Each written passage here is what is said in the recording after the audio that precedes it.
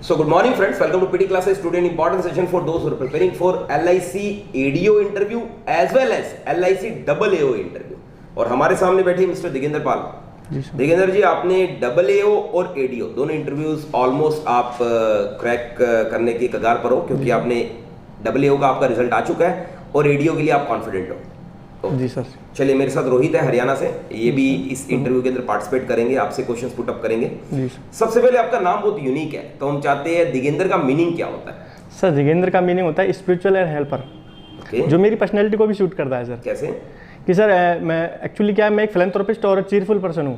Okay, क्या आपकी कोई अचीवमेंट है ऐसी जो? जी, मेरी अचीवमेंट ये है कि सर मैं स्टेट लेवल कंपटीशन जो कि एजुकेशन और स्पिरिचुअल पर आधारित था, उसमें मैंने मेडल प्राप्त किया हुआ है state level. That's very good.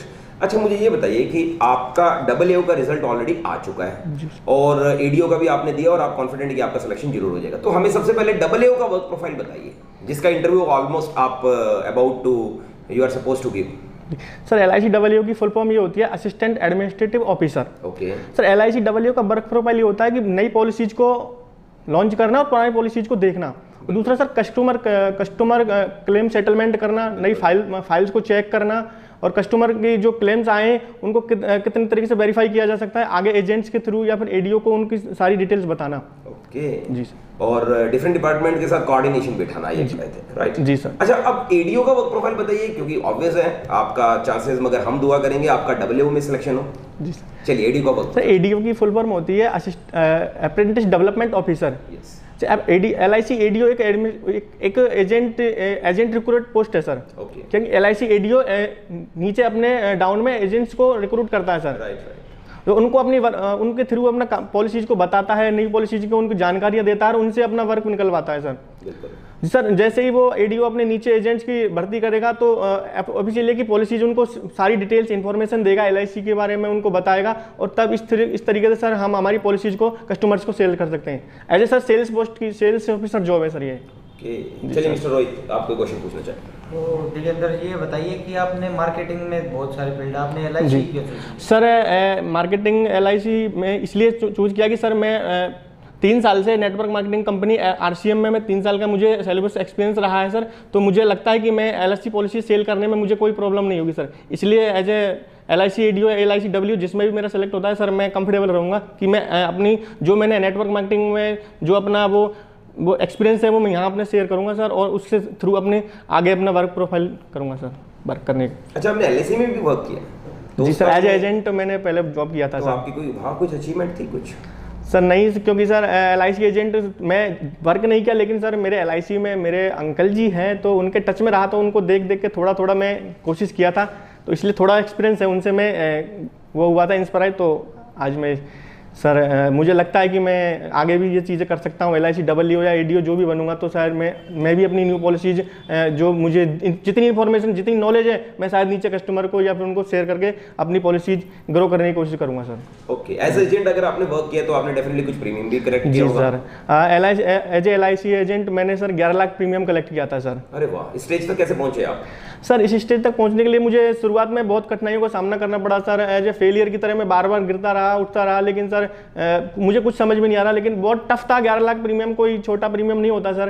तो उसके अकॉर्डिंग मैं जब भी फेल होता तो मुझे कोई गाइड करने वाला नहीं था। तो सर मेरी जो एक फेवरेट बुक रही है सर, जीत आपकी, शिव खेड़ा जी उसके ऑथर हैं सर।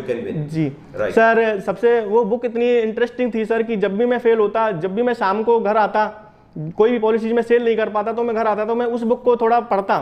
तो उस बुक में जो मुझे लगता है वो किसी भी इंसान के लिए वो बुक सबसे बेस्ट है, जो फेलियर होता है या फिर जो कुछ नहीं कर पाता। क्योंकि सर जिस हिसाब से उस बुक का टाइटल है जीत आपकी, तो मुझे लगता है कि जब मैं उस टाइटल को ही पढ़ता था जीत आपकी, तो मुझे लगता कि मैं जीत सकता हूँ। तो उसको मैंने शुरुआत की तरफ पढ़ना शुरू किया और मैंने इतना बहुत कुछ उसमें सीखने को मिला और आज उसी के बदौलत मैंने अपना ये 11 लाख प्रीमियम कलेक्ट किया था। चलिए भाई, ये बुक मैंने भी पढ़ी है। इसमें एक छोटे बच्चे की कहानी बहुत अच्छी है, जो बैलून वेंडर के पास जाता है और बोलता है सर कौन सा कलर का बैलून ज्यादा ऊपर जाएगा? तो बोलता है colour doesn't matter, the matter is how much helium gas in it. Same case हमारे लाइफ में होता है, काले गोरे मोटे पतले मैटर नहीं करता है, हमें पैशन कितना है काम करने का, that impacts and takes us to heights. Okay, चलिए बहुत अच्छी बात है। अब आप हमें ये बताइए कि अभी LIC के बारे में आप क्या जानते हैं, हमें डिटेल में दीजिए। कुछ पढ़कर आए होंगे आप? जी सर, LIC की फुल फॉर्म होती है लाइफ इंश्योरेंस कॉर्पोरेशन। सर ये LIC एक हेल्थ वो इंश्योरेंस लाइफ इंश्योरेंस कंपनी है सर। ये फुली ऑन गवर्नमेंट इंडिया की कंपनी है सर। इसको एडमिनिस्ट्रेट करती है फाइनेंस ऑफ मिनिस्ट्री। सर इसका एस्टैब्लिशमेंट हुआ था 1 सितंबर 1956 को, जिसका हेडक्वार्टर पहले चेन्नई था, लेकिन बाद में 1956 में जैसे इसको नेशनलाइजेशन हुआ तो ये इसको हेडक्वार्टर मुंबई ट्रांसफर कर दिया गया था। सर 245 कंपनियों को मर्ज करके एक LIC कंपनी बनाई गई थी सर, जिसके 8 जोनल ऑफिस हैं सर। इसके कुछ LIC प्रोडक्ट्स हैं, LIC mutual funds, LIC housing finance और सर और LIC IDBI, इसके कुछ प्रोडक्ट्स हैं सर। LIC का जो स्लोगन होता है सर, योगेच्छम वाह्यम, वो एक यूनिक है सर अपने आप में। उसका सर जो लोगो है उसको हमने भागवत गीता के 9th चैप्टर से लिया गया है, जिसके जो 2 हैंड्स हैं उनका मतलब होता है प्रोवाइड सिक्योरिटी, यानी सिक्योरिटी प्रोवाइड करना। और फ्लेम का मतलब होता है कि हाथों से हमने उसको सिक्योर कर लिया है, अपनी लाइफ को सिक्योर कर लिया है सर। ये उसका स्लोगन है। ओके, आपने बहुत अच्छा बताया। अब मैं जैसे कल आप आए थे हमारे पास, आपका फर्स्ट डे था राइट? भरतपुर से आप हैं? जी सर। तो अब कैसा लग रहा है आपको प्री क्लासेस पर? Sir hardly second day. Sir actually मैं अपना एक्सपीरियंस बताऊं तो सर जब मैंने यहाँ आने से पहले 1 साल पहले से सर मैं पीडी क्लासेज स्टडी कर रहा था रेगुलर कंटिन्यू। मैं शाम को जब भी सोता था तो सोने से पहले आपका एक इंटरव्यू जरूर देखता था। Thank you. तो मुझे लगता है कि मुझे किसी ने नहीं बताया कि कहाँ जाना है कहाँ नहीं जाना, लेकिन मुझे ये था कि मैं जिस दिन सर से मिलूंगा और मैं एक दिन ऐसा आएगा कि मेरा भी इंटरव्यू होगा। जब मैं लोगों को देखता था यूट्यूब पे देखता था कि जिस तरह मैं बैठूंगा, तो यहाँ आने के बाद वही सब कुछ मुझे मिल रहा है, तो मुझे बहुत अच्छा लग रहा है सर। मैं भी चाहूंगा आपका कॉन्फिडेंस को मैं खूब रेस करके यहाँ से भेजूँ आपको। आप भरतपुर से हैं तो कुछ भरतपुर के बारे में बताइए। जी सर, भरतपुर के बारे में बहुत सारी चीज़ें हैं। भरतपुर में सबसे फेमस सर, पहले तो मैं भरतपुर की हिस्ट्री बताना चाहूँगा सर, क्योंकि भरतपुर नाम है जो श्री राम के छोटे भाई भरत के नाम पर पड़ा था। इसको फिर बाद में महाराजा सूरजमल हुए थे, जाट महाराजा सूरजमल, उनके पिताजी ने पहले अपनी राजधानी डीग को बनाया, लेकिन बाद में जैसे ही उनका देहांत हो गया तो महाराजा सूरजमल ने भरत को भरतपुर के नाम से नाम का एकीकरण कर दिया था सर। 1877 के आसपास उन्होंने ये नाम का एकीकरण किया था। उसके बाद सर उन्होंने एक केवला देव बड़ी सेंचुरी है जो बहुत ही फेमस है शायद, तो वो केवला देव नाम सर अपने आप में एक यूनिक है, क्योंकि केवला देव जो बड़ी सेंचुरी है उसके बीच में एक मंदिर है सर। शिव जी का जो मंदिर है उसके नाम पे केवला देव पड़ा था सर। ये 29 किलोमीटर पर स्क्वायर में फैला हुआ है सर। इसमें सर साइबेरियन सारस जो विदेशों से आते हैं उनके लिए सर ब्रीडिंग और फीडिंग का सबसे अच्छा स्थान माना जाता है, यानी कि सर्दियों में सर इसको पक्षियों का स्वर्ग कहते हैं। ग्रेट। अच्छा, आपकी हॉबीज क्या है? सर मेरी हॉबीज है reading, writing, motivation quotation, cooking, travelling and making new friends. आपने जो बुक बताई मुझे, तो आपने बोला कि मुझे बुक्स पढ़ना बहुत अच्छा लगता है, तो आपने एक बुक बताई। क्या आपने लाइफ में एक ही बुक पढ़ी? नहीं सर, बुक भी पढ़ी? जी सर, मैंने और भी बुक्स पढ़ी थी, क्योंकि एक बुक से और एग्जांपल दीजिए। जी सर, मैं ऑथर का नाम तो मुझे नहीं पता, लेकिन सबसे जो मेरी जीवन की सबसे मोटिवेशन बुक रही है वो रही है सर टाइम मैनेजमेंट। एक बुक है, बहुत ही छोटी सी बुक है सर। इसमें ये जो मोटिवेशन कोटेशन जो मैंने कहा था ये मेरा हॉबीज है सर। इसमें इतनी ज़्यादा चीज़ें लिखी हुई हैं कि सर आदमी, अगर कोई भी बिल्कुल ऐसा आदमी है जो कुछ नहीं कर सकता, वो भी अगर इस बुक को पढ़ लेना तो वो भी ये सकता है कि मैं आसमान छू सकता हूँ sir. Rohit, any question from your side? नहीं सर, मैं आपसे सहमत हूँ। आप LIC के बारे में वेल नोन है। अच्छा, आपकी स्ट्रेंथ बताइए। सर मेरी स्ट्रेंथ ये है कि मैं एक ऑप्टिमिस्टिक और पंक्चुअल पर्सन हूँ सर। ओके, कोई वीकनेस आपकी? सर मेरी वीकनेस है सर, एक ही वीकनेस है कि मैं लोगों पे जल्दी ट्रस्ट कर लेता हूँ सर। मैं मानता हूँ कि दोनों तरह से वर्क करती है, क्योंकि सर हम किसी को जल्दी विश्वास कर ले तो सर हम एकदम से उसके हो जाते हैं, या वो भी हमारा हो जाता है, तो बहुत कम चांस होते हैं कि सर वो हमें चीट करे।